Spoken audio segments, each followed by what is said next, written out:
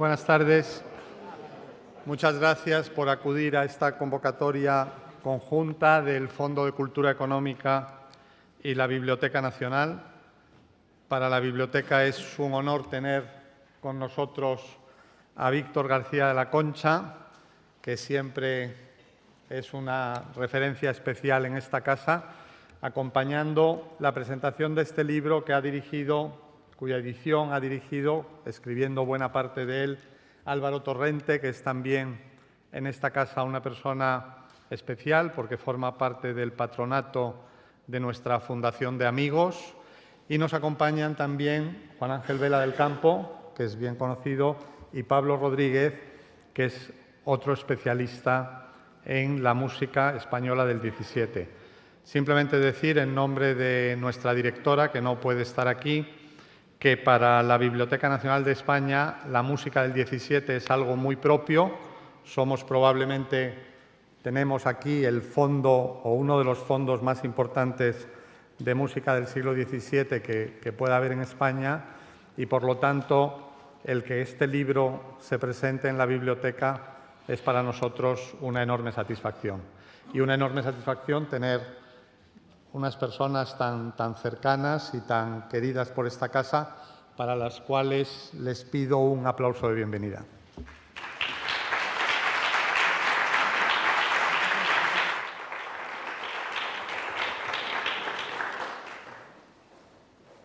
Bueno, pues yo voy a tomar la palabra de entrada como coordinador general de esta historia de la música en España e Hispanoamérica para situar un poco cómo va la colección o qué es esta colección. Una colección muy particular que trata de hacer una reflexión en este momento, en el siglo XXI, sobre lo que ha sido nuestra historia musical y cuya realización pues ya se remonta, en la primera presentación que hicimos del primer volumen, se remonta al 13 de noviembre del año 2009. Es decir, que han pasado 7 años pues, para que llegue el volumen 3, lo cual no quiere decir que el volumen 3 sea el tercero que ha salido de la colección, sino que hay en la calle, por así decirlo, en el mercado ya 7 de los 8 volúmenes de la colección. En el planteamiento general que hemos seguido dentro de todo esto es que cada volumen sea absolutamente independiente de todos los demás, que esté en función del estilo del coordinador de ese volumen.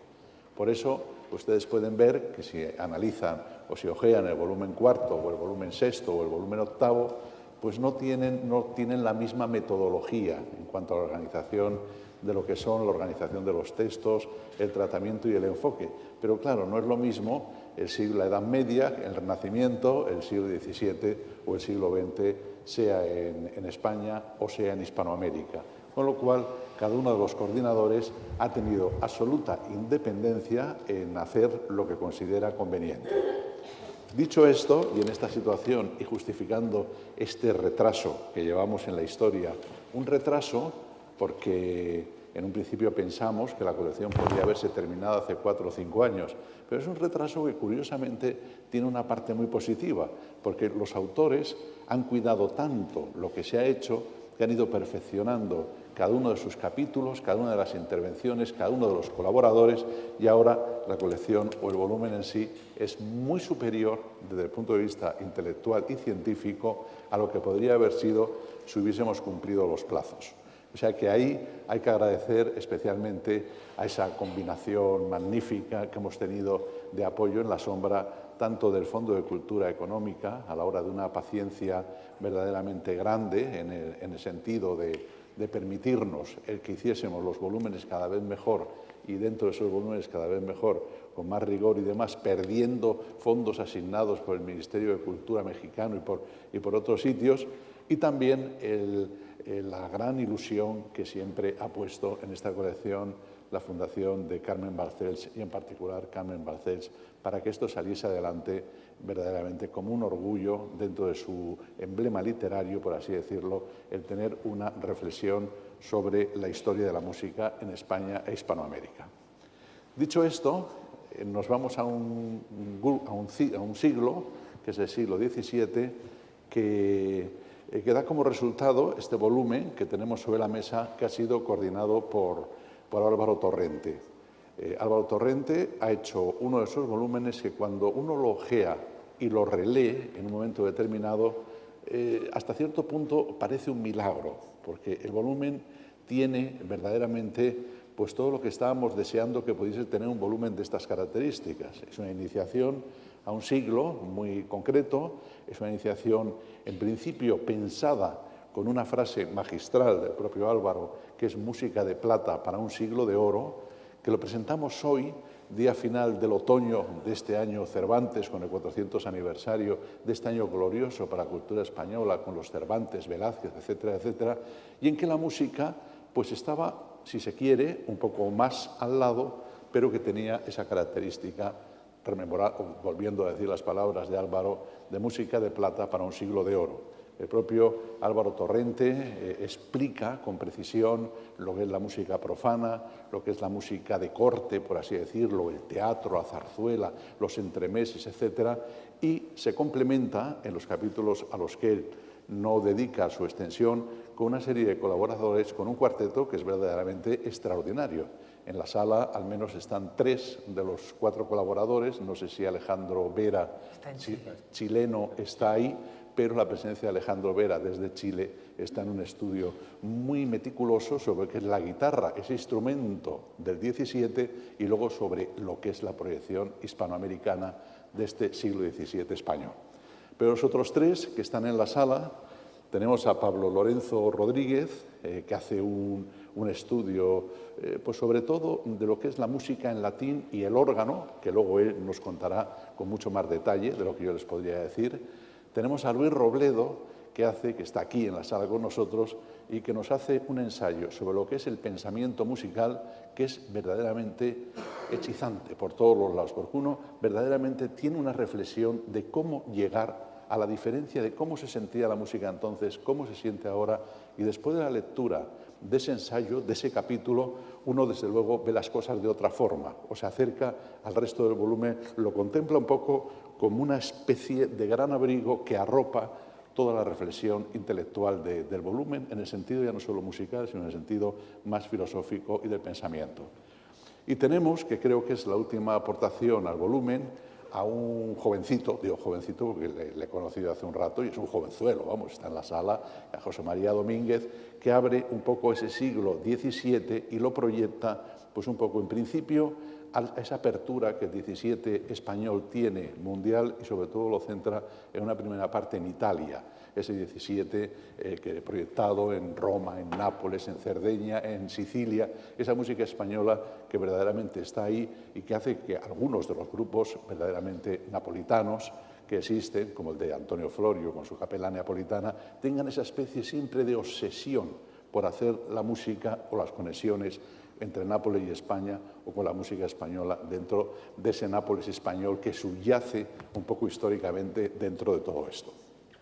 Bien, dicho esto, con este cuarteto, que con él sería quinteto, con el caso de Álvaro Torrente, a mí me parece que lo mejor, una vez situado, presentar a Álvaro Torrente, pues imagínense, presentar a Álvaro Torrente es una responsabilidad grande y yo he tenido el gran privilegio de estar estos años trabajando con él en lo que es en un sentido que él califica en el libro con una palabra, que es la confianza, confianza absoluta, y luego la paciencia, porque claro, meticuloso como él solo, ya puede entregar un capítulo un día determinado, que desde que entrega el capítulo hasta que llega a su casa ya ha pensado en 4 o 5 correcciones y estando el libro en imprenta, pues ya estaba diciendo automáticamente es que tendría que cambiar una coma en la línea 4 porque entonces expresaría mejor un contenido determinado. Meticuloso como él solo, científico en el más exacto sentido, organizado, a pesar de esa apariencia un poco que tiene caótica, tímida en el sentido de ver las cosas o de contarlas, y luego gozando de esa doble proyección que él tiene, por un lado, de lo que es la musicología propiamente dicha, es decir, el lado científico, de lo que es la manera de contar lo que él está investigando, con mucho sentido del humor, como verá en su capítulo, a la hora de escoger las frases, a la hora de matizar en un momento determinado pues todo lo que él está queriendo contar, y con esa tercera característica, que para mí es muy importante, que esa característica, esa relación que tiene Álvaro Torrente con la música práctica desde el lado teórico-musicológico. Es decir, a través de las ediciones críticas que puede hacer pues, con obras como la Calisto de Cavalli en Londres o a través de los trabajos de Raquel Andueza y La Galanía, que lo vamos a tener ocasión de escuchar a partir de las 8 en un momentito. Pero yo creo que lo mejor es que yo ya me calle y dejemos que hable Álvaro Torrente y nos explique cómo ha conseguido el milagro de tener en forma de libro esto que tanto necesitábamos, que no teníamos y que verdaderamente está aquí, al alcance de todos ustedes. Álvaro. Muchas gracias, Juan Ángel, por esta presentación. La verdad es que sí tiene algo de milagro, pero a diferencia de los dioses que hacen milagros con su voluntad, los humanos los hacemos gracias a la colaboración de muchas personas. Este milagro es el fruto de un esfuerzo colectivo y voy a intentar a lo largo de mi breve intervención dar las gracias a todos, pero seguro que alguno se me queda. Pero es el trabajo de muchos. En primer lugar, quiero decir que para mí es un enorme placer hacer esta presentación en la Biblioteca Nacional porque es un poco mi casa. El año que viene, hace 25 años que obtuve mi carné de investigador en la Biblioteca Nacional, o sea, ya es un periodo prolongado. Además, tengo el privilegio de ser patrono de la Fundación de Amigos de la Biblioteca Nacional, algunos de cuyos patronos han venido aquí a acompañarme y se lo agradezco mucho. Y luego, además, porque es la biblioteca de mi barrio. O sea, yo, cuando tengo que ver un libro, pues me acerco porque vivo muy cerca. Entonces, es un verdadero honor. Y luego, porque una buena parte de la investigación, como ha recordado Carlos Albert en la introducción, se basa en fuentes que están aquí. O sea, esta es la mina de oro de la que hemos sacado muchísima de la música de la que hablamos y se verá también buscando en las reproducciones, muchas de las reproducciones que tenemos proceden de la Biblioteca Nacional. Entonces, esto en primer lugar, agradezco estar aquí, pero agradezco también toda la colaboración que nos han dado para estar. Y luego, antes de entrar en el contenido, tengo que hacer otro agradecimiento a Víctor García La Concha. Yo podría haber pedido a cualquier colega musicólogo o un intérprete que hiciera la presentación con nosotros, pero a mí me parece muy importante que haya una persona que no es de nuestra disciplina, porque este libro, una de las intenciones que tiene es que no sea un libro solo para músicos o para musicólogos, sino que está buscando, esa ha sido mi intención como coordinador y la intención de los 5 que hemos escrito, de buscarlos, y bueno, en realidad ya venía en la filosofía que nos planteó Juan Ángel en el inicio, buscar los puentes con el resto de la cultura y de la civilización en nuestro país y en el entorno europeo y americano de la época. Entonces, es importante para nosotros que una persona tan ilustre y además, en mi caso, cercana por amistad familiar, pues esté aquí acompañándonos y un poco siendo el padrino de honor de esta presentación. El escribir esta historia de la música, estas cosas se hacen porque somos un poco irresponsables. Yo en mi vida he hecho muchas irresponsabilidades que me han ido bien, porque luego he asumido la responsabilidad. Porque claro, escribir una historia de la música en España en el siglo XVII es un esfuerzo titánico. Primero, es la primera que se publica desde hace 33 años, casi 34. No es lo mismo que escribir una historia de literatura, que sale una cada 5 años y tenemos toda una tradición que podemos continuar o cuestionar. No, aquí casi no teníamos un modelo. Y además coincide que empezamos a trabajar en una época en que también se estaba revolucionando todo el hecho de escribir historias de la música occidental, se estaban cambiando muchísimos paradigmas, entonces nos planteamos esto. Claro, cuando dijimos que sí y nos dieron un calendario, pues imprudentemente dijimos que sí. Hubo gente muy responsable, y entre ellos he de citar a Luis Robledo y Alejandro Vera sobre todo, que cumplieron rigurosamente su calendario y afortunadamente sus artículos son intemporales, porque como fueran artículos de actualidad, pues ha pasado mucho tiempo desde que presentaron su versión, pero un trabajo como el de Luis Robledo en realidad es la destilación de toda una trayectoria musicológica absolutamente singular, de una persona que ha leído cosas que no hemos leído ninguno, con una visión transversal, y ese trabajo precisamente lo ha hecho la síntesis ahora y queda, probablemente no haya nadie en los próximos 30 o 40 años que pueda darle una vuelta a eso, ¿no? Entonces, gracias a Dios, el retraso no ha tenido consecuencias para los autores más serios de la colección. Pero claro, el retraso también tiene otra dimensión. ¿Por qué han pasado 33 años? ¿Por qué no se ha escrito ninguna historia de la música española e hispanoamericana en 33 años? Las explicaciones podríamos darle muchas vueltas, a lo mejor incluso en el debate. Es cierto que ha habido algunos intentos. Hubo un intento con Alianza, liderado por Luis Gago hace algunos años, que no tuvo acogida. Y hubo también, yo creo que Emilio Casares también tuvo un proyecto en el ICMO de hacer una historia de la música española que tampoco llegó a cuajar. Y aquí ha habido una confluencia de voluntades que lo ha hecho posible. Y en primer lugar, porque yo creo que la iniciativa sale de allí, hay que mencionar a Carmen Balcells, a la que además me unía un cariño especial, porque pues había tenido bastante relación con ella, a Karina Pons en la agencia Balcells, que fue ella, yo creo que, por otro lado, Juan Ángel, los que se pusieron de acuerdo, hicieron el pacto que hizo posible esto. Y luego consiguieron una tercera pata, sin la cual no se hubiera podido hacer, que es Fondo de Cultura Económica, que apostó por nosotros. Y apostó por este proyecto y luego ha demostrado profesionalidad y paciencia durante mucho tiempo para dejarnos acabar. Entre las personas de fondo, la que nos ha llevado de la mano ha sido Marta Comesaña, y con la colaboración de Ana Griffi, pero no puedo dejar de mencionar también a Marcelo Díaz Alessi, que estuvo al cargo de la editorial en España durante muchísimo tiempo y que ahora ya no continúa, y especialmente a Ricardo Navarro, que fue dentro de la casa el que capitaneó y que desafortunadamente falleció hace algunos años. Entonces yo creo que también conviene y tenemos que hacer un homenaje a todas estas personas. Luego, precisamente por la complejidad, eso tiene que ver con el retraso. O sea, hemos tardado realmente 9 años en que este libro vaya a la luz. Es un periodo muy importante, pero yo lo explico con una metáfora. Cuando yo era estudiante, en el colegio me explicaron que había 3 tipos de rocas. Las rocas volcánicas, que son esas que sale la lava, se solidifica y se convierten en rocas inmediatamente. Las sedimentarias, que son esas que se van produciendo capas por erosión y al final se acumulan, se prensan y es una roca sedimentaria. Y luego las metamórficas, que son esas que después, por movimientos telúricos, bajan a las profundidades, se sufren enormes presiones, cambio de temperatura y lo que sale es otra cosa.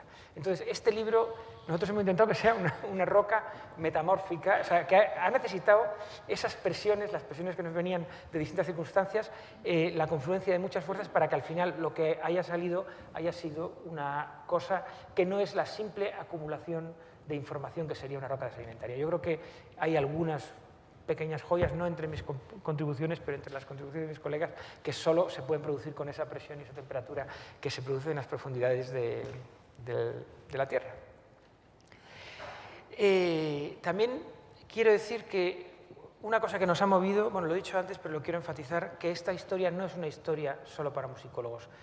Habrá algunas partes que quizás no entiendan las personas que no saben música, pero yo creo que la mayor parte del libro lo puede leer una persona que no sabe música, pero que le interesa entender la cultura española y el papel de la música en la cultura, y lo van a entender, porque hablamos de cosas que casi todos pueden entender, y en especial yo creo que hay 2 componentes complementarios que son muy importantes. Uno es la relación, que es muy responsable, la relación con la poesía. O sea, aquí hay un pequeño tratado de poesía y música en el siglo XVII. Algunas de las conclusiones creo que son aplicables a otros siglos. Y luego todo lo que tiene que ver, bueno, con lo que podemos llamar la política y la sociología de la época. O sea, es una historia que transcurre dentro de la historia de España, que no es una historia que está aislada y que habla de compositores y de obras, sino que habla de contextos. El artículo de Pablo empieza con varios retratos de Felipe IV explicando el cambio de su peinado y cómo eso tiene relación con el cambio en los estilos de la polifonía. Eso pues, es una idea genial que tiene Pablo y que lo relaciona. Y también, evidentemente, especialmente en el capítulo de Luis, con el pensamiento musical.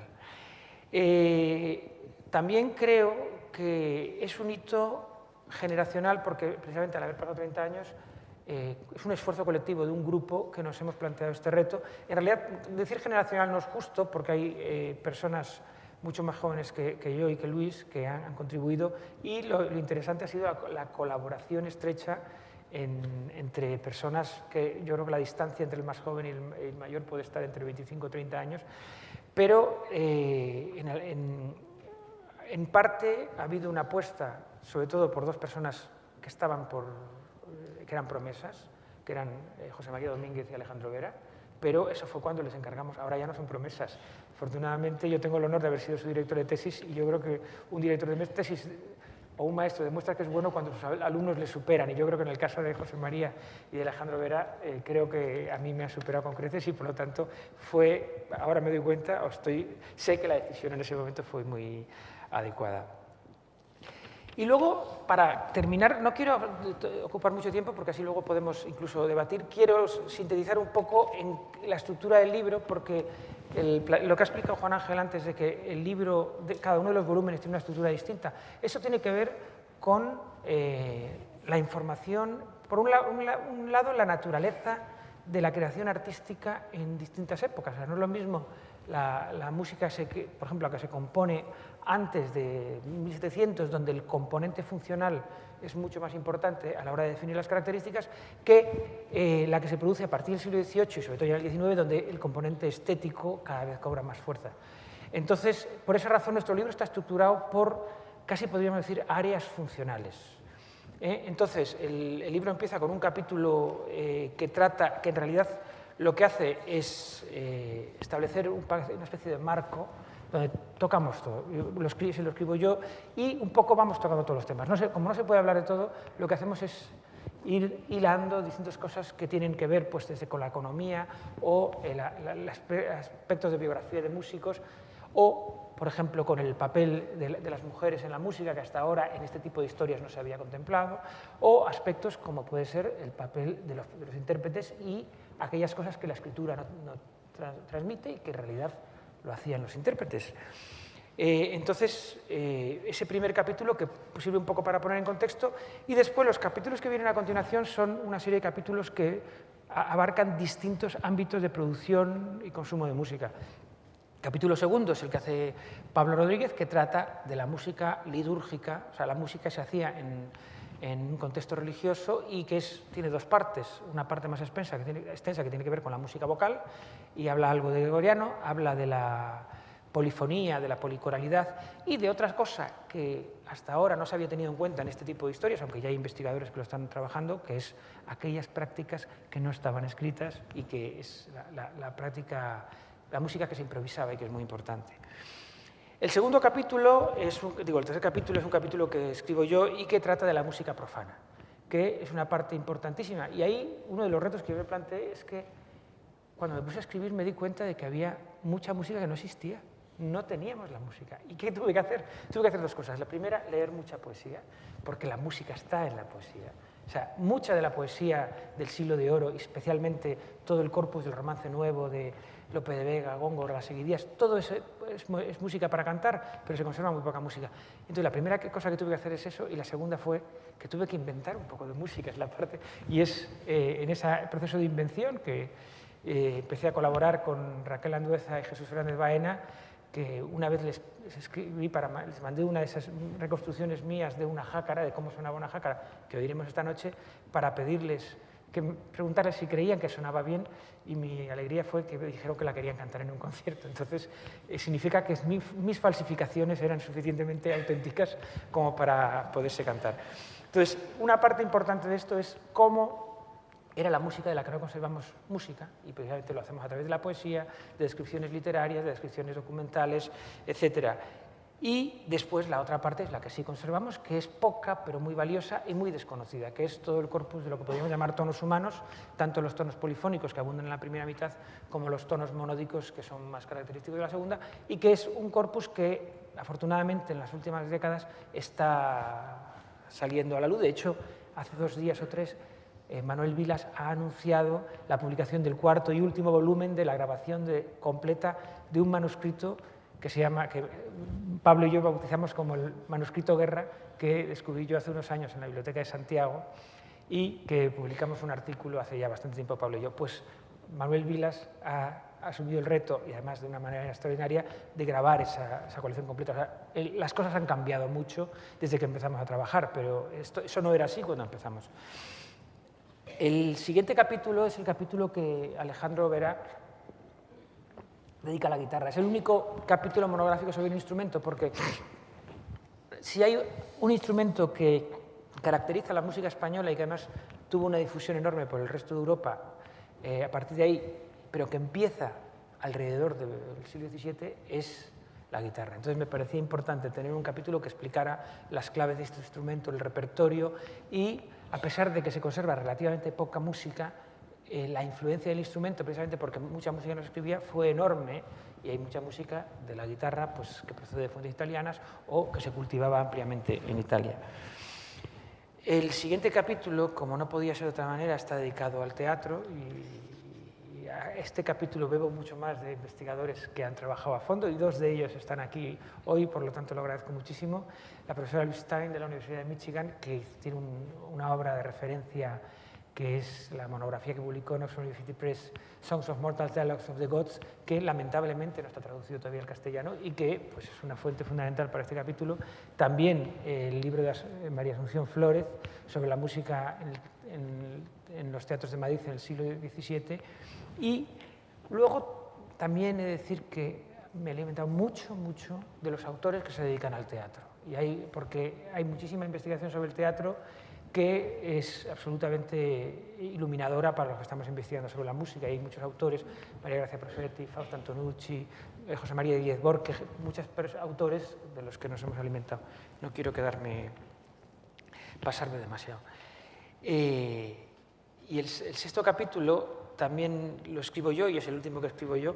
Yo he escrito los 3 capítulos que tratan sobre música en romance. Música que se canta con lengua castellana. He intentado dar una unidad. Y el tercer capítulo trata de uno de los temas que yo he investigado desde mi tesis doctoral, que es el villancico religioso, y que me parecía que, por la importancia que tiene en el siglo XVII y en la historia de la música española desde la Edad Media, desde el siglo XV hasta al menos principios del siglo XIX, me parecía importante dedicarle un capítulo. Entonces es un capítulo que, aunque abarca solamente el XVII, algunas de las cuestiones que trata son aplicables a otro periodo.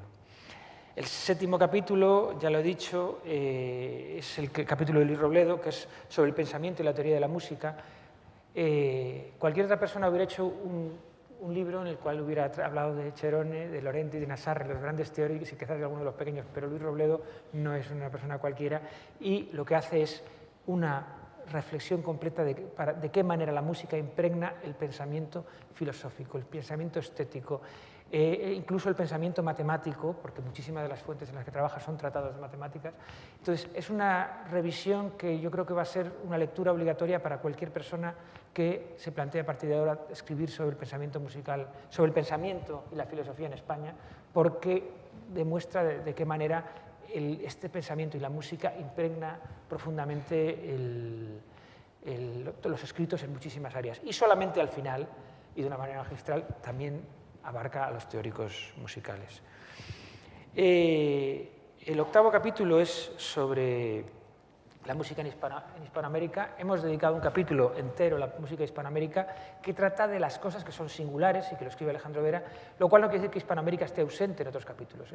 Tiene una presencia muy importante en varios otros capítulos porque muchas de las cosas de las que hablamos se cultivaban igual en América y en España, pero además dedicamos un capítulo especial escrito por Alejandro Vera y que estudia aspectos propios del cultivo de la música en América, como la recepción de música europea, como es las prácticas que son propias en el espacio, el mundo rural, el mundo urbano, en las catedrales, en los conventos, etc.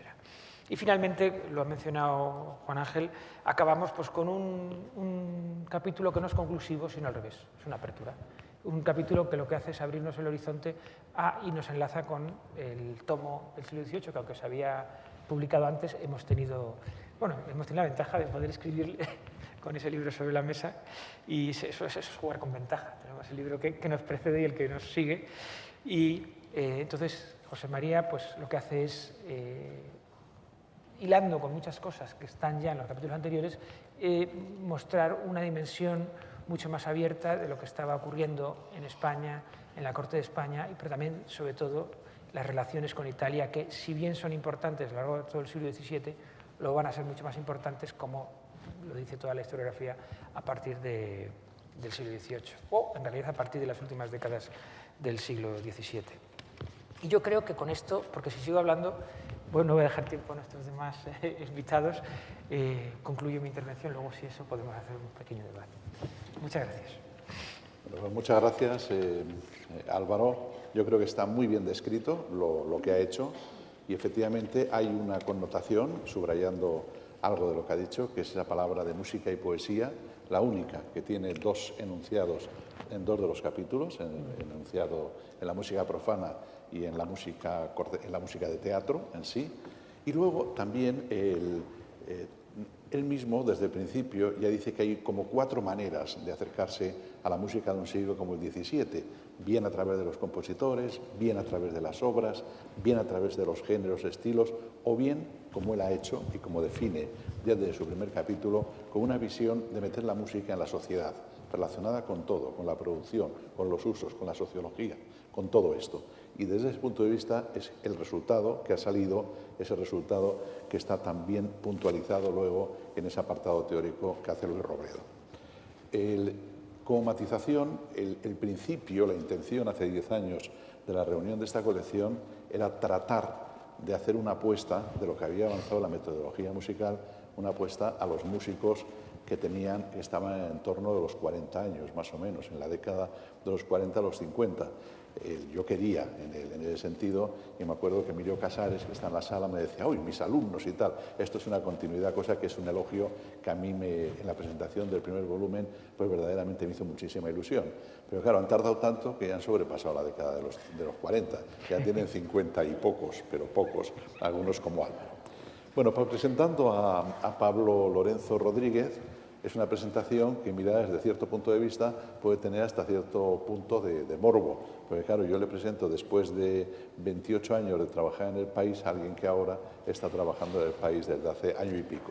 Yo tengo que decir que a Pablo le he visto en todos los lugares del planeta antes de meterse a hacer una crítica musical. Si uno iba a la iglesia de San Pancracio, ahí en Zamora y tal, ahí estaba Pablo. Si uno iba al Festival de Lucerna y en aquel momento pues había uno de estos directores pujantes y tal, ahí estaba Pablo. Con lo cual era lógico que Pablo cogiese las riendas en ese apartado, no solo nacional, sino en el apartado de lo que es contar los conciertos de la manera que él los cuenta, porque él además lo cuenta con un cierto sentido de la comunicación, del diálogo, en este caso con el lector y demás.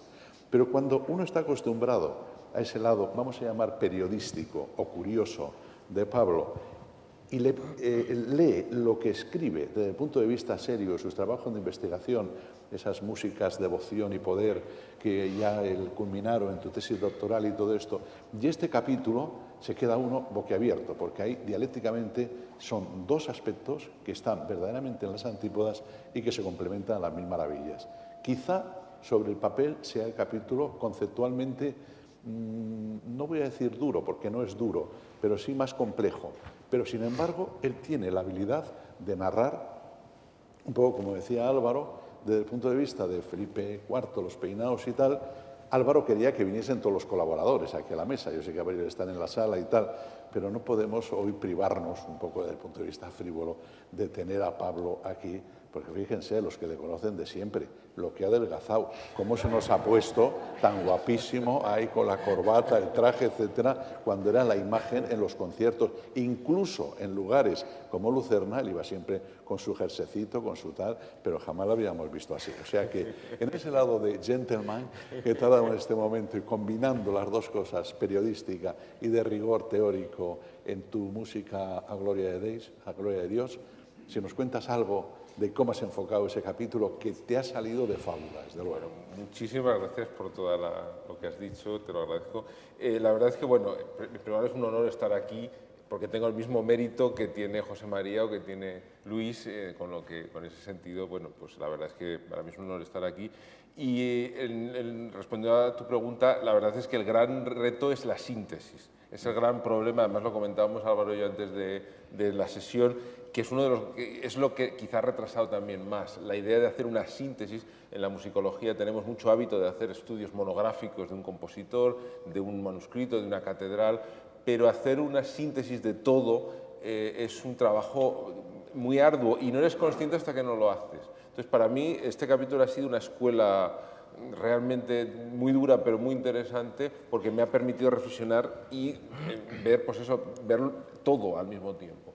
Y de hecho, bueno, pues y de hecho, por eso es tan complejo, porque es un siglo muy complejo, es un siglo donde se mezclan muchas prácticas musicales y en ese sentido es bastante complejo.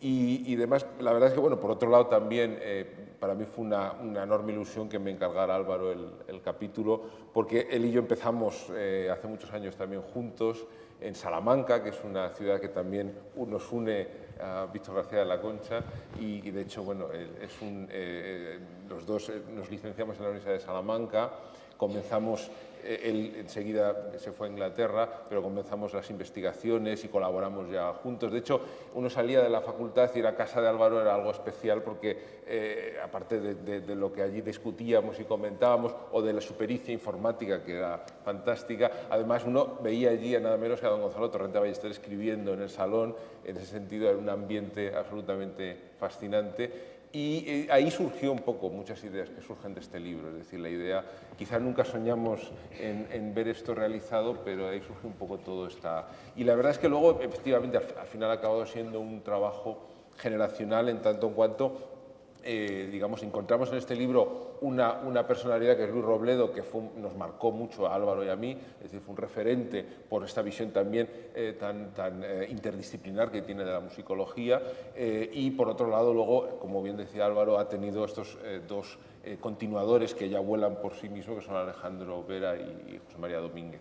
Entonces, en ese sentido también está un poco, ahí está también otra idea. Y otra idea interesante también es, que es una cosa que Álvaro siempre insistió desde el principio, que es reivindicar la musicología bien escrita. Es decir, intentar, ya que es un tema duro, arduo, difícil, intentar, intentar encontrar un tono que a mí me gustó mucho desde el principio, y además hay un momento del libro fantástico donde Álvaro explica que no hay ningún compositor importante en el siglo XVII, y dice, bueno, no solo de Bach vive el hombre. Entonces, hay un montón de frases realmente muy divertidas en el libro, y además que en un tono muy cercano y muy fresco, con el que yo me identifiqué desde el principio y que también me ayudó mucho a enfocar ese capítulo que realmente es arduo y difícil, que es el más, en el sentido de que la música en latín, el ceremonial, etcétera, el órgano, y al final intentar darle una impronta un poco más fresca y demás. Pero vamos, por lo demás creo que estamos muy contentos con el resultado. Efectivamente, yo creo que es una definición perfecta para lo que es este libro, musicología bien escrita. Musicología con auténtico rigor científico, pero con mucha amenidad a la hora de estar contando las relaciones de la música con la sociedad y las particulares evoluciones que iba tomando las diferentes formas musicales, profanas, religiosas, etc. Yo tengo que decirles, así como anécdota, que aparte de los 10 años de retraso de ejecución, yo me tiré para seleccionar a cada uno de los coordinadores como 2 años y medio, 3 años aproximadamente, leyendo lo que escribían y tal. Y tengo que decirles, esto se lo confieso, él no está en la sala como secreto, Álvaro lo sabe, que el primero que seleccioné fue el que hizo el volumen del siglo XVIII, fue José Máximo Leza, que yo leí unos trabajos que había hecho, creo, que en el Teatro de la Zarzuela, quizás sobre la Púrpura de la Rosa, quizás sobre alguno de estas... No, era sobre el Farnache. Sobre Farnaches, etc. Dramaturgias lejanas se titula. Dramaturgias lejanas, exactamente. Y entonces, viendo cómo escribía y cómo contaba un tema tan desconocido y tan complejo, quise conocerle. Y me fui a Salamanca y quedamos en una cafetería. Y me pasó igual que hoy viendo a José María Domínguez, cuando le dije, tú eres José Máximo Leza, pero si eres un crío, y lo bien que escribes y tal, y eso. Y entonces ya ahí me comprometí y a partir de ahí empezamos a tirar del hilo y ahí se me ocurrió hacer eso generacional que tú decías, que vosotros decíais, que ha quedado ahí. Pero sobre todo yo creo que nos quedamos con esto que dice Pablo Lorenzo Rodríguez, de musicología bien escrita, que es algo que se necesitaba para que la música tenga en la sociedad o en la cultura ese papel que tienen la literatura y que tienen las artes plásticas y la pintura y lo que sea.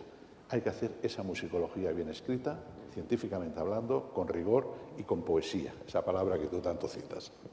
Y bueno, como broche de oro, hoy tenemos a Víctor García de la Concha, que ya saben ustedes, pues toda su trayectoria desde el punto de vista filológico, desde el punto de vista del conocimiento en el teatro medieval y en muchas otras cuestiones, desde el punto de vista de la cultura en general. Pero él sabe mucho de música.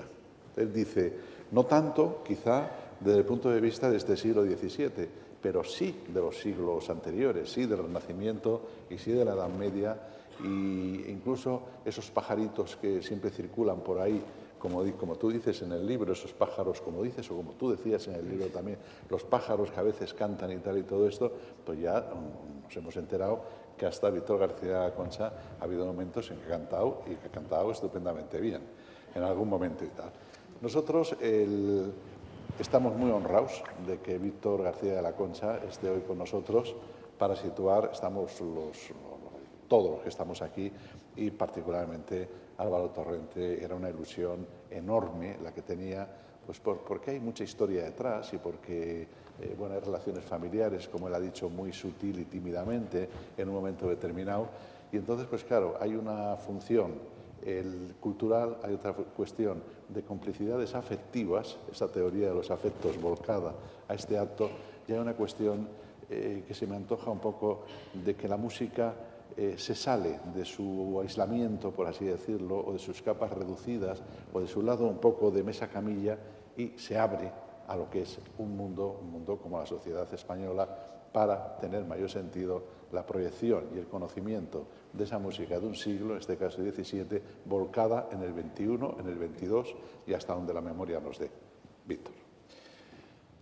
Bueno, en realidad, exageraciones aparte, yo estoy aquí porque Álvaro, estoy seguro que quiso rendir un homenaje a su padre, Gonzalo Torrente Ballester, y a su madre, Fernanda, que son vecinos nuestros de Salamanca. Y Gonzalo fue mi padrino de ingreso en la Real Academia Española y con eso está dicho todo. Teníamos un trato verdaderamente familiar. Y yo conocí cómo empezaba Álvaro a aficionarse a la música y cómo su padre quedaba fascinado, sobre todo cuando Álvaro empezaba a manejar instrumentos digitales, etc. Y para Gonzalo Torrente estaba verdaderamente admirado, ¿no?, de todo ello. Bueno, por eso estoy aquí. Yo realmente, pero tengo que decir lo que me ha pasado. Álvaro llamó y naturalmente en casa le dijeron, sí, bueno, naturalmente que Víctor irá, no habló conmigo siquiera, habló con la familia. Pero después pasó lo siguiente, me mandó el libro y yo lo he leído entero, no lo he estudiado. Aunque he ido tomando notas y tengo un montón de notas, con lo cual puedo confirmar lo que aquí se está diciendo. Que por primera vez, yo que soy melómano, ciertamente, que he sido un discreto gregorianista, no tanto como Ismael Fernández de la Cuesta, aunque quizá con mejor escuela, que no lo oiga él, pero él fue un gran maestro, que es un gran maestro, pero la escuela de Silos no era. Yo fui monserratino y Solesmes, pegado, que no está nada mal como magisterio. Bueno, pero yo quiero ratificar que efectivamente un hombre de letras, un profesor de literatura, que es lo que yo he sido, pues he sacado montones de cosas y montones de notas en la lectura de este libro, que he tenido que hacer deprisa y corriendo. Yo efectivamente había estudiado, y lo voy a decir no por lo que signifique pues cuánto saben, no, sino simplemente porque coincide que yo estudié mucho el teatro medieval trabajé en los archivos catedralicios de Castilla y León, porque yo estaba muy en desacuerdo con la tesis de Richard Donovan, que había escrito sobre el drama litúrgico en España y decía que en Castilla no había habido teatro medieval. Y yo decía, ¿pero cómo en Castilla no va a haber teatro medieval? En Castilla, donde después surge tantas cosas en el siglo de oro, etc. Entonces empecé a recorrer archivos. Por desgracia, muchos archivos se incendiaron, desaparecieron, fueron objeto de depredación. Pero, por ejemplo, en Palencia quedaban cosas importantes, porque quedaban consuetas. Consuetas son los libros donde se apuntaba cómo se hacía una ceremonia. Es decir, llega el día de Navidad, pues el sacristán tiene que preparar tales cosas, y los niños se vestirán de clerizones y no sé qué. Bueno. Entonces, quedaban consuetas. Y tirando de ello, yo pude reconstruir en varios artículos pues, cómo era el teatro medieval en Castilla, tanto en la vertiente del Día de la Resurrección, con el Quem Queritis in Sepulcro, que era cantado, era evidentemente cantado, salían dos clerizones y uno hacía de María Magdalena y de las Marías y otro de ángel, y el ángel decía Quem Queritis in Sepulcro, tal, y es un nazareno un crucifixum, surresit non esic, ¿no? Y con ese simple esquema literal se montaba un teatro musical. Y sobre esa parte se hizo también, se pasaba eso a Coen Querete sin presepe pastores, y entonces ahí eran unos pastorcitos los que iban, etcétera, etcétera. Bueno, esto fue degenerando con el tiempo, de tal manera que los obispos tuvieron ya que tomar cartas en el asunto y prohibir, porque se hacían jolgorios en las iglesias, jolgorios excesivos de todo tipo. Pero la base estaba ahí. Y sobre todo, un aficionado a la literatura o un profesional de la literatura saca mucho de aquí. ¿Por qué? Porque va viendo cómo va evolucionando la música al ritmo de la literatura, al ritmo de las letras. De tal manera que este libro es utilísimo para un estudioso de la literatura, sumamente útil.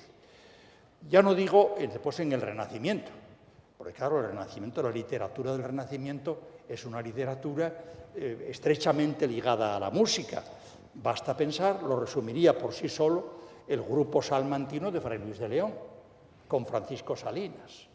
Pero aparte de eso, por ejemplo, por no salir de Salinas, en el Tratado Musical de Salinas hay un montón de citas de villancicos, de romances, etcétera, etcétera, que iban ejemplificando lo que la teoría musical de Francisco Salinas, que como gran organista que era, para Fray Luis de León, era la cima de la música, ¿no? El aire se serena y viste luz usada, Salinas cuando suena la música extremada por vuestra sabia mano gobernada. Tocaba en un órgano que, como muy bien escribes, lo del órgano me interesó muchísimo. El cambio del órgano que Juan Pablo escribe es realmente un apunte importantísimo, porque el cambio de un órgano lleno a un órgano partido significa un enriquecimiento que va a dar lugar pues, a lo que ahora hace este chico Carpenter, que leímos ahí en el periódico el otro día, ¿no? Que un órgano tal pues, hace música no religiosa, dice que aquí es eso del órgano secuestrado por la Iglesia. Bueno, el órgano secuestrado por la Iglesia dio base a unas conquistas musicales excepcionales, a unas escrituras fenomenales. Yo tuve la grandísima suerte de ser un fraterno amigo de Juan Luis Ruiz de la Peña, que fue compañero mío en Roma mientras yo estudiaba teología. Juan Luis estudiaba teología y órgano en esto. Y llegó a ser un organista verdaderamente formidable. Y fue el que me inició en las riquezas del órgano, porque pasé con él muchas horas oyéndole tocar y explicándome qué estaba desentrañando de aquel instrumento. Bueno, realmente el libro comienza en 1611, está muy bien Álvaro eso, a raíz de la muerte de Tomás Luis de Vitoria, bueno, a quien canté efectivamente cuando formaba parte de un coro, y comienza con un libro que es la referencia de Lope de Vega, que es Los Pastores de Belén. Y entonces te voy a dar una primicia y un regalo. Vamos a ver, yo acabo de publicar, junto con dos colaboradores de la Real Academia Española, acabo de publicar el Códice Durán, que era un códice de poesías de Lope. Lope todo lo que escribía se lo cogía el duque de Sesa. El duque de Sesa le pedía que le pasara todos los papeles de lo que escribía. No solamente Lope, sino otra gente. Bueno, entonces Lope pues, le pasó al duque de Sesa papeles de poemas y con ellos se creó un códice. Obviamente era unitario, pero después se partió en dos. Por un lado está el Códice Durán, que ya hemos publicado, Abraham Madroñal, Carlos Domínguez Cintas y yo mismo, lo hemos publicado con la Fundación Masabeu, y otra parte, que es la más importante, ahora diré por qué, es el llamado Códice Pidal, que se quedó con la mitad del manuscrito. Ese Códice Pidal que tenemos preparado ya para la publicación fue a parar a manos de un gran Basaguas, el catedrático de literatura, que era un gran lopista, y entonces está inédito, en gran parte es inédito. Y ahí hay una serie de poemas, de villancicos sobre todo, de romances, villancicos, en los cuales, curiosamente, Lope, en algunos de ellos, ponía un asterisco. Y dándole muchas vueltas, pues yo vine a ver que efectivamente, y Abraham Madroñal coincidía conmigo, que efectivamente con ellos pensaba Lope hacer un librito de poemas que fueran semiteatrales, ¿eh? Es decir, un libro que pudiera recorrer, hay muchísimos de Navidad, que es lo que hacían. Bueno, quiero decir con esto que leyendo el libro me fueron saltando y fui tomando nota de cosas que son verdaderamente importantes. Yo previamente había estudiado, y aquí tengo que hacerte una pregunta a ti, había estudiado el Carmelo. A mí me encargaron, siendo profesor en Salamanca, en la universidad, un carmelita me encargó que escribiera 15 páginas sobre la literatura de Santa Teresa. Y yo empecé a estudiar a aquella mujer y bueno, vi que había poca bibliografía, creí que yo no daba con ella. Resultó que no, que efectivamente no había mucha bibliografía y entonces nunca le escribí las 15 páginas, pero escribí un libro y después otro y después otro, ¿no? Bueno, y entonces, investigando en los archivos de los Carmelos, dimos con un libro de romances y coplas que cantaban las monjas carmelitas de Santa Teresa en Valladolid a fines del siglo XVI. Es decir, el libro está transcrito por una monja que transcribe las letras, que se cantan al son de, entre 1590 aproximadamente, 1614. Por tanto, entra un poquitín en esta parte. El Códice de Lope, sin duda ninguna, va a proyectar luz sobre el modo de creación de Lope, espontánea, mezclada, pero que después él va catalogando y puede componer Pastores de Belén, por ejemplo, ¿no?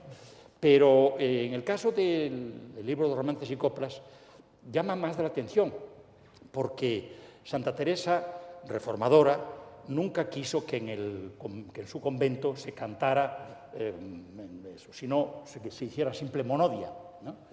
Para que no se presumiera de voces y de monjas que cantan bien, o se ficharan monjas que cantan bien, o chicas que cantan bien y las traemos al convento, como después se hizo. A mí me llama la atención que en la Encarnación dices que a mediados de siglo las monjas tenían como un coro con voces que habían fichado de fuera. Bueno, me sorprende en la historia carmelitana, me sorprende que se produzca esa herejía respecto de la fundadora, que en eso era muy esto. A ella sí le encantaba los villancicos espontáneos. Y de hecho improvisaban, bueno, y hacían música a lo divino. Y hacían montones de música a lo divino. Sin duda alguna, algunos de ustedes han cantado pues un villancico que era absolutamente amatorio, profano, que era «Ve ante mis ojos y muérame yo luego», o «Dulce amor mío, lo que yo más quiero», y Teresa de Jesús dice «Ve ante mis ojos, dulce Jesús bueno, ve ante mis ojos, muérame yo luego». Entonces vuelve a lo divino un villancico profano. Y en ese momento improvisaban las monjas y cantaban las monjas, ahí sí, pero no en la iglesia, cosa que me llamaba la atención respecto de todo eso. Ahora bien, ahí se produce efectivamente ese cambio de un título formidable, porque es verdad que el gran acierto del libro, uno de los grandes aciertos del libro, es el título de Álvaro de Una música de plata para un siglo de oro. Pero no es menos lo de Ad maiorem Dei gloriam aut regis, que es el título del artículo de Pablo. Es decir, a la mayor gloria de Dios o del rey. Bueno, efectivamente, poco a poco la música va evolucionando, apoyada en la renovación del órgano, en la apertura del órgano, va evolucionando hacia músicas cada vez más complejas y, por tanto, a partes de la misa, el Gloria in excelsis sobre todo, el Credo sobre todo, pero también el Sanctus y el Agnus Dei, etc., va evolucionando a lo que es prácticamente un concierto. No hay que perder de vista, de todas maneras, como muy bien señalas, que Felipe II escuchaba, por ejemplo, los maitines horas y horas devotísimamente. Cuando viene el rey de Portugal y está hablándole tal, está molesto porque le está impidiendo concentrarse en ello. Entonces, efectivamente, es ad maiorem Dei gloriam aut regis. Sí, el rey sí, efectivamente es cortesano, cada vez evoluciona más a una música cortesana y en el 18 ya es el despiporre de la música cortesana en las iglesias, por decir así, pero no hay que perder de vista la raíz de esto. A mi juicio, la raíz está sobre todo en la réplica a los principios luteranos. Es decir, las grandes negaciones luteranas de la Eucaristía, del mero simbolismo, etcétera, etcétera, produce como reacción la gran exaltación de las fiestas del Corpus y de todo. Tú cuentas, por ejemplo, cómo un arquitecto, no un ingeniero llamado Baccio del Bianco, en 1561, describe unas rogativas que se hacen cuando está embarazada la futura Margarita de Austria, ¿no? Y entonces, bueno, en la iglesia hay que hacer unas exposiciones con unas custodias riquísimas de oro y piedras preciosas, los ornamentos eclesiásticos tienen que ser, etcétera, etcétera. Y por cierto que allí dice una cosa sensacional, que es que cuando dice que la lengua española, que en cambio hablan en español, que es la lengua más rica de todas, ¿no? Lo cual es una cita que yo voy a utilizar en adelante muy frecuentemente, porque claro, decir en 1561 que la mayor lengua que sia al mundo, dicho por un italiano, indica lo que era ya el español en aquel momento. Bueno, yo creo que efectivamente en esa reacción antiluterana que se produce está frente al rigor calvinista, escueto, etcétera, estalla el barroco en la imaginería, en los retablos, en los ornamentos, en la música, etcétera. Y efectivamente, claro, la música en la iglesia pasa a ser cortesana, pero en definitiva en voluntat era ad maiorem Dei gloriam. Y bueno, seguiría con ello, pero quiero terminar con una cosa, que es que no he visto citado, y posiblemente sea que lo he leído todo, pero deprisa, no he visto citado un poema de don Pedro Calderón de la Barca. Cuando don Pedro Calderón se hizo sacerdote entonces fue a Toledo en busca de un beneficio y lo nombraron capellán de una de las grandes capillas de la iglesia toledana. Entonces, en la capilla mayor de Toledo está todavía, a la entrada, hay una inscripción que dice «Sale et sile», canta y calla. Bueno, con canta y calla escribe Calderón en 1561 un poema bellísimo, bellísimo, barroco absolutamente, pero de gran profundidad, porque va a enlazar con lo que Fray Luis de León decía a Salinas medio siglo antes, cuando decía el aire se serena y viste de hermosura lanzada,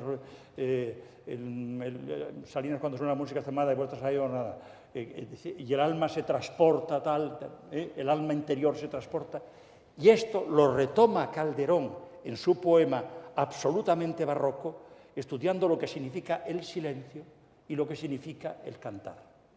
Y entonces los distintos tipos de canto, del canto que es meramente purgativo, el campo que es unitivo, el campo que es ya místico, etcétera, etcétera, bueno, ya hace una reflexión musical que merece la pena. No está citado. Mea culpa. Bueno, no tiene problema. Pero sí recuerdo haber leído el poema hace años. No, es que yo hice sobre él una de las cosas más que puede gustar más a un profesor de Salamanca, que fue a hacer la lección inaugural del curso en el centenario de Calderón, lo hice sobre el poema Sales y te regalaré un ejemplar. Y bueno, yo he aprendido mucho. Lo que quiero ratificar es que esta es una historia escrita para cualquiera que tenga inquietud cultural. Es decir, si es específicamente literaria, por supuesto, porque esto para un profesor de literatura es una fuente de riqueza absoluta. Y bueno, podría seguir hablando también sobre el teatro en el siglo de oro. Citaría también los trabajos de mi colega Aurora Ejido, que estudió lo que es el auto sacramental, la máquina del auto sacramental, y con referencias musicales importantes. Pero he aprendido mucho y es una historia excelente que estábamos absolutamente necesitando en el ámbito de la cultura española y hispanoamericana. Muchas gracias. Y nada más.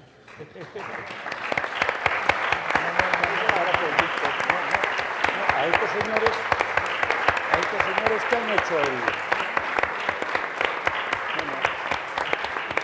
este aplauso naturalmente es para este aplauso es naturalmente para Juan Carlos del Campo, que estuvo en el origen de todo esto, para Álvaro, que coordinó un volumen extraordinario con artículos espléndidos de ello, porque el del villancico me entusiasmó, aquellos franciscanos de Valladolid que bailaban en esto. Bueno, es verdaderamente maravilloso. Y para todos los que habéis colaborado en él con artículos, que todos ellos son excelentes y espléndidamente documentados. Es una gran riqueza. Por tanto, un gran aplauso.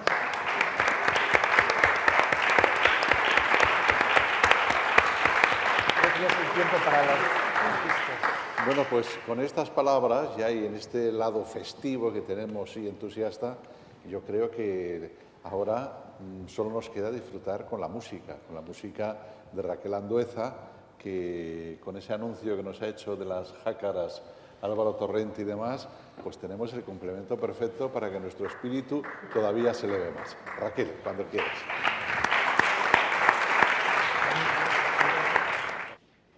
Se colocan. Yo tengo que decir que no puedo estar más agradecido a Raquel y a Jesús, primero porque durante muchos años llevo colaborando con ellos y he aprendido muchísimo. Es decir, yo creo que el sueño de todo musicólogo es que su investigación se escuche. Y yo he tenido suerte, no solo con ellos, porque también, por ejemplo, con Ivor Bolton he colaborado en las óperas de Cavalli y he tenido esa fortuna, pero con ellos ha sido un trabajo mucho más creativo y, de hecho, estamos inmersos en él porque dentro de 3 meses vamos a grabar un disco. Y han tenido el generosísimo detalle de venirse desde Pamplona aquí para estar con nosotros hoy y cantar unas pocas canciones. Entonces, pues en primer lugar darle las gracias y luego presentar las obras. ¿Empecéis con Estefani? Estefani con la ausencia. Bueno, yo creo que presento las 4, 6... Sí, y así ya les dejamos cantar. Van a cantar primero una canción en castellano, pero que se conserva en un impreso italiano y que es un testimonio de que la música española tenía, sobre todo en las primeras décadas del siglo XVII, una enorme difusión por Italia. De hecho, hay muchísimas fuentes poéticas con o sin indicaciones de música y algunas partituras impresas, entre estas Estefani, que publicó 2 impresos en los años 20, uno en el 22 y otro en el 23. Entonces van a cantar sería un tono humano o un aria, o cómo se llamaría en la época. Una pequeña folía, ¿no? Es una folía, sí. Después van a cantar una canción teatral maravillosa de una comedia de Ulloa y Pereira que se titula Pico y Canente, y la canción crédito es de mi decoro, que es un ejemplo de cómo Juan Hidalgo, quizás el compositor más importante de este libro, o uno de los más importantes, adoptó y aprendió del estilo italiano. Entonces lo que hace es un lamento, de la manera que se hacían los lamentos, sobre todo en Roma, en un estilo muy cercano al recitativo. Sí. Explicando y exprimiendo cada sentimiento, como se componía más en Italia que en España en ese momento. Y que además Raquel lo canta de una manera extraordinaria. Después va a hacer una canción, es un tono que existe versión humana y versión a lo divino, esa práctica que mencionaba Víctor no se abandona, y es un tono de Sebastián Durón, que además nos sirve para hacer otra conexión, porque en realidad se conserva en la Catedral de Guatemala una auténtica mina de oro para los investigadores musicales del 17 y el 18, porque hay muchísima música procedente de esta ciudad, de Madrid, de Durón, de José de Torres, de otros muchos compositores. Y acabarán con esa falsificación que yo he hecho de la música de las jácaras del siglo XVII, poniendo música a una de las obras emblemáticas que estudian todos los estudiantes de literatura, que es la carta de Escarramán a la Méndez, en la cual el pobre Escarramán cuenta cómo le han detenido, le han torturado y prácticamente le van a mandar a galeras y a la muerte. Y nada, muchísimas gracias por venir.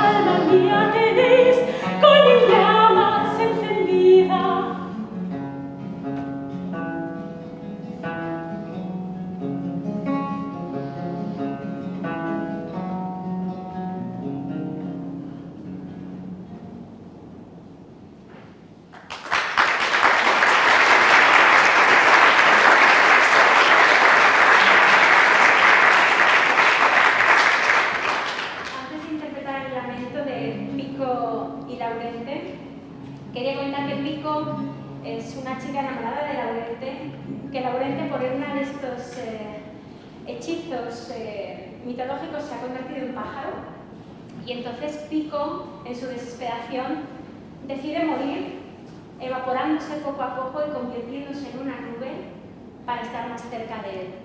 Y este es el momento en el que ella, lamentándose, va evaporándose, convirtiéndose en una nube.